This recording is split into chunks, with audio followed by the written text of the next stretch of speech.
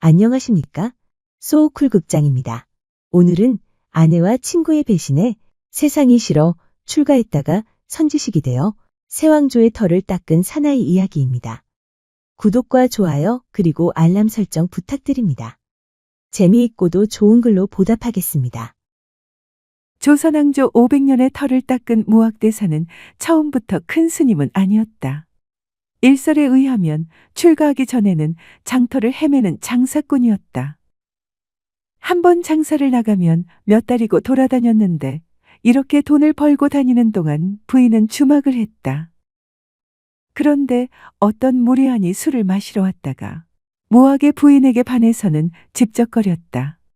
무학의 부인 또한 사내답게 생긴 그 남자가 마음에 들었는지 같이 도망을 갔다. 그것도 모르고 오랜만에 무학이 집에 돌아왔는데 밤중인데도 불을 켜놓지 않아 깜깜한 절벽 같았다. 이상한 생각이 들어 집안 곳곳을 뒤지며 부인을 찾아보았지만 어디에도 없었다.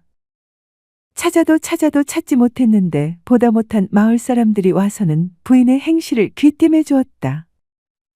세상에 믿을 사람이 없구나. 한마디 하고서는 집에 불을 질렀다. 그런 다음 길을 떠난 무학은 정처 없이 떠돌아다녔다. 길 가다가 산기슭에 있는 무덤가에서 쉬고 있는 어떤 청년을 만났는데 그 청년이 물었다. 아저씨는 어디 가십니까? 나는 이리저리 떠돌며 장사하는 사람이다. 그러세요. 그러면 따라가도 되죠. 이렇게 만난 청년과 동행이 되어 다니다가 하루는 주막에 묵게 되었다. 주막에서는 먼저 들어간 사람이 아랫목을 차지하는데 이 청년은 참 예의가 바른 것이 노인에게 아랫목을 양보했다. 그 모습을 본 무학이 생각했다. 이 사람은 믿을 만한 사람이구나. 내 아내는 나를 못 믿고 떠났지만 이 청년만큼은 내가 믿을 수 있겠다. 이 사람하고 다니며 장사를 해야겠구나. 그래서 청년에게 말했다. 여복의 청년. 자네 장사를 얼마나 했는지 모르지만 자네를 보니 참 점잖고 훌륭한 사람이네. 내가 돈을 댈 테니 나하고 같이 장사를 한번 해보세. 그러자 청년이 딱 잘라 거절했다. 절대로 안 됩니다. 처음에는 돈을 누가 대든지 상관없지만 나중에 돈을 벌게 되면 욕심이 생기게 마련입니다. 그러면 아무리 좋은 사이라도 깨질 수밖에 없습니다. 들어보니 맞는 말이라 무학이 제안을 거두었다. 하루는 청년이 포목짐을 짊어지고 가는데 신발에 남의 논의 검불이 붙어 따라온 것을 발견했다.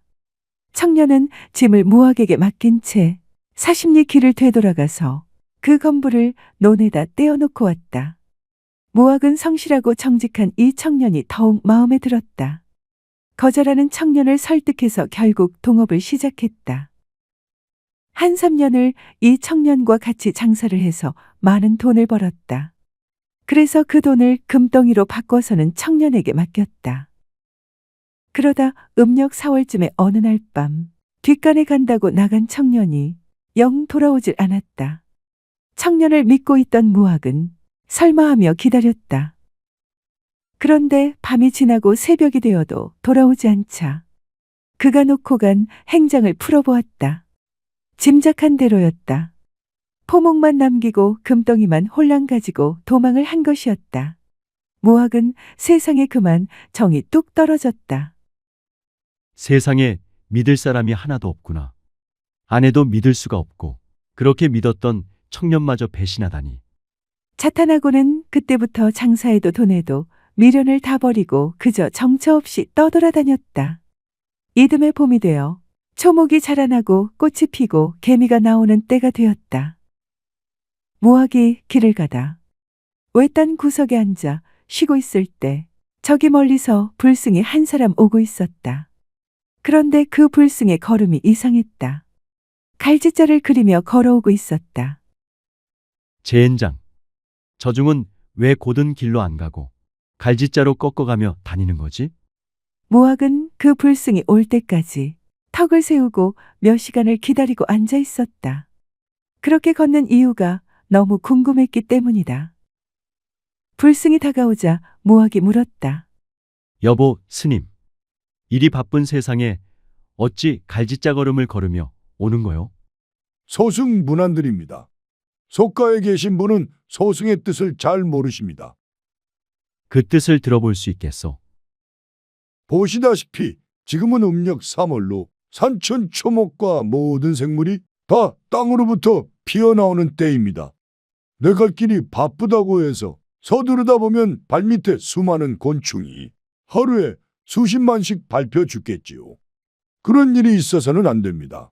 그래서 곤충을 살펴 그 빈자리를 걸어가자니 자연히 갈짓자걸음이 되었습니다. 무학이 가만히 들어보니 생전 처음 듣는 얘기지만 참 그럴듯했다. 무학은 자기도 모르게 말했다. 스님, 나도 스님하고 같이 가면 중이 될 수 있어. 물론입니다. 저하고 같이 가시면 증이 될 수 있습니다. 그래요? 그럼 같이 갑시다. 그러고는 그날로 절에 들어가 행자가 되었다. 무학은 행자로 1년을 고생한 후에 계를 받고 불승이 되었다. 그날부터 무학은 크게 뜻을 품고 절 밖으로 나가지 않았다.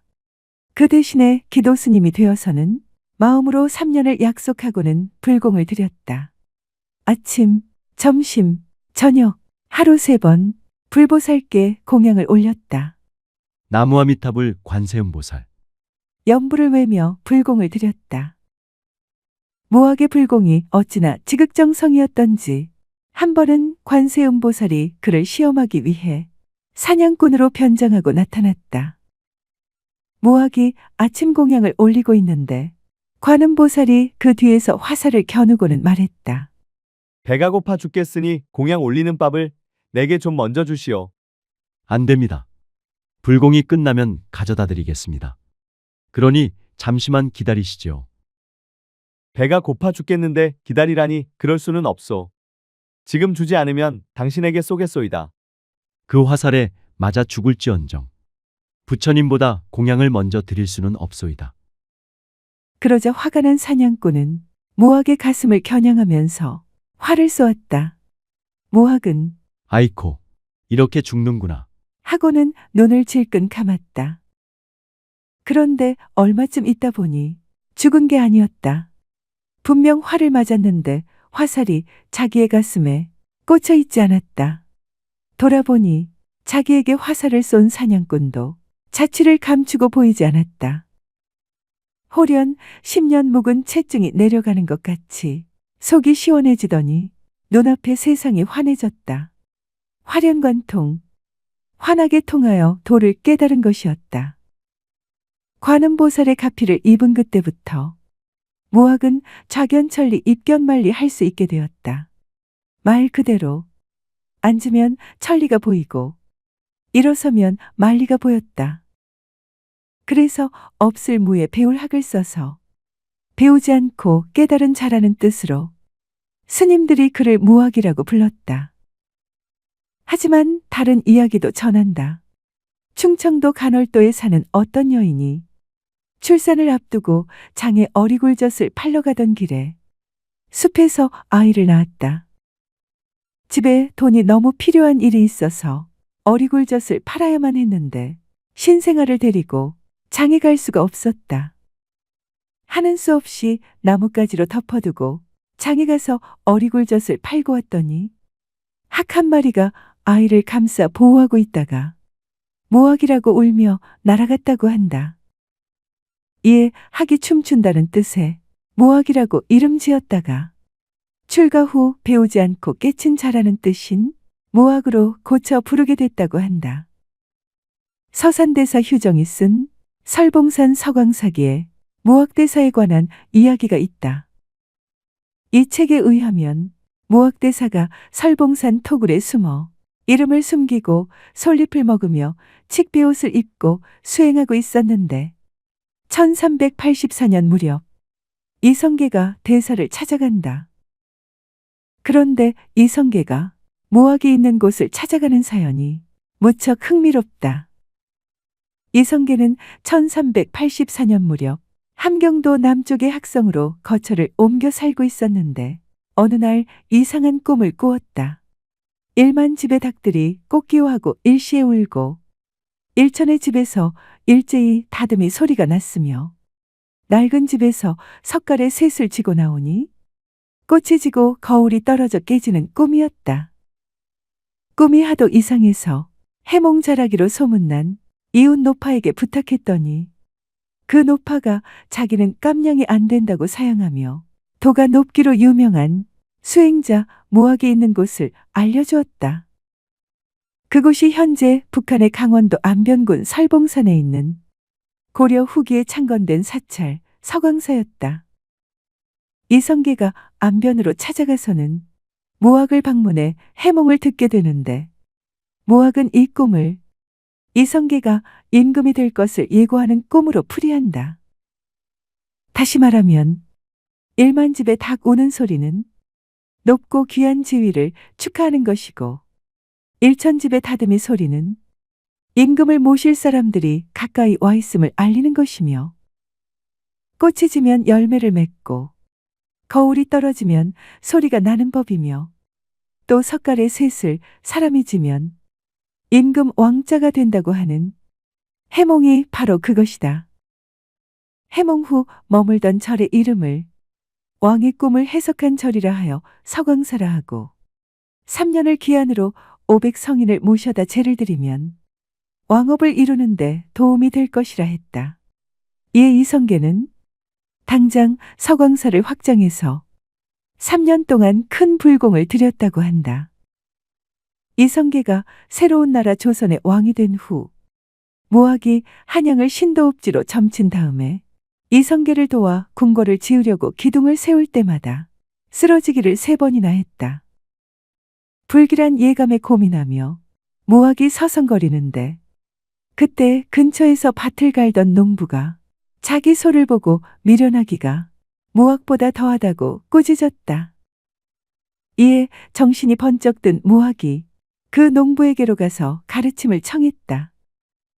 농부는 지금 터에서 서쪽으로 10리만 더 가라고 하면서 이곳은 학의 형상인데 몸통 부분에 궁궐을 지으려 하니 무거워 학이 날 수가 없어 기둥이 쓰러지므로 날개에 해당하는 지역에 먼저 사대문을 짓고 나서 궁궐을 지으라고 했다.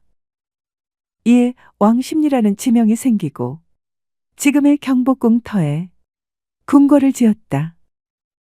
무학은 조선을 건국하는데 커다란 힘을 보탰지만 이후 이성계의 요청으로 신도읍지를 결정하는 문제에 참여한 것 외에는 자기가 할 일은 다 했다고 생각하여 일선에서 후퇴한 뒤 대체로 양주 회암사에 머물며 수행과 교화에 전념했다. 왕자의 난 이후에 태종이 여러 신하를 함흥의 이성계에게 보냈으나 뜻을 이루지 못했다. 그래서 함흥차사일화를 낳기도 했으나 무학은 1402년 태종 이방원의 청을 받아 함흥에 머무는 이성계를 설득해 한양으로 돌아오게 했다. 이성계는 무학대사의 청을 거절할 수 없어 한양으로 돌아오는데 도중에 양주 회암사에 들어가 한동안 거기 머물며 무학대사와 함께 울분을 달랬다. 5번째 아들 이방원에게 이성계가 왕위를 물려주었지만 실권은 여전히 이성계에게 있어 한양으로 환궁하지 않고 양주에 머물러 삼정승을 포함한 조정의 대신들이 양주 부근의 회암사까지 와서 정무를 의논하고 윤허를 받았다는 데에서 의정부라는 지명이 생겨났다. 그 외에도 무학대사와 이성계 사이에는 많은 일화가 있다. 한 번은 이성계가 무학을 보고 돼지 같다고 하니 무학은 이성계를 보고 부처님 같다고 했다. 이성계가 그 까닭을 물은 즉 부처님 눈에는 부처님만 보이고 돼지 눈에는 돼지만 보인다는 대답을 해서 이성계를 부끄럽게 만들기도 했다. 들어주셔서 고맙습니다. 용어 풀이와 참고문헌 그리고 자료 출처는 명기만 하고 따로 읽지는 않겠습니다. 참고하시기를 바랍니다.